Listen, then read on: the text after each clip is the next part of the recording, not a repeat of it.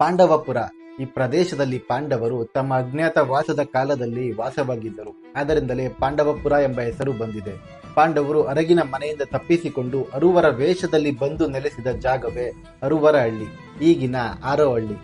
ಪಾಂಡವರು ಇಲ್ಲಿದ್ದಾಗ ಸಮೀಪದ ಕುಂತಿಬೆಟ್ಟದಲ್ಲಿ ಬಕಾಸುರನು ವಾಸವಾಗಿದ್ದು, ಈಗಿನ ಅರೋಹಳ್ಳಿಯ ಪ್ರತಿಯೊಂದು ಮನೆಯವರು ಬಕಾಸುರನಿಗೆ ಊಟ ಹಾಗೂ ಒಬ್ಬ ವ್ಯಕ್ತಿಯನ್ನ ಒದಗಿಸಬೇಕಾಗಿತ್ತು. ಅದೊಂದು ದಿನ ಪಾಂಡವರು ವಾಸವಾಗಿದ್ದ ಮನೆಯವರ ಸರದಿ ಬಂದಿದ್ದು, ತನ್ನ ಮಗನನ್ನ ಕಳೆದುಕೊಳ್ಳಬೇಕಲ್ಲ ಎಂದು ದುಃಖವಾಗಿದ್ದ ತಾಯಿಯನ್ನ ಕಂಡ ಕುಂತಿ ತನ್ನ ಮಗನಾದ ಭೀಮನನ್ನೇ ಊಟಕ್ಕಾಗಿ ಕಳಿಸುತ್ತಾರೆ. ಊಟವನ್ನ ತೆಗೆದುಕೊಂಡು ಹೊರಟ ಭೀಮ ದಾರಿಯ ಮಧ್ಯೆಯೇ ಊಟದ ಮೇಲೆ ಆಸೆಯಾಗಿ ಅನ್ನವನ್ನ ದೊಡ್ಡ ದೊಡ್ಡ ಉಂಡೆಗಳನ್ನಾಗಿ ಮಾಡಿ ತಿಂದ ಸ್ಥಳವೇ ಈರೋಡೆ ಎಂದು ಪ್ರಸಿದ್ಧವಾಯಿತು.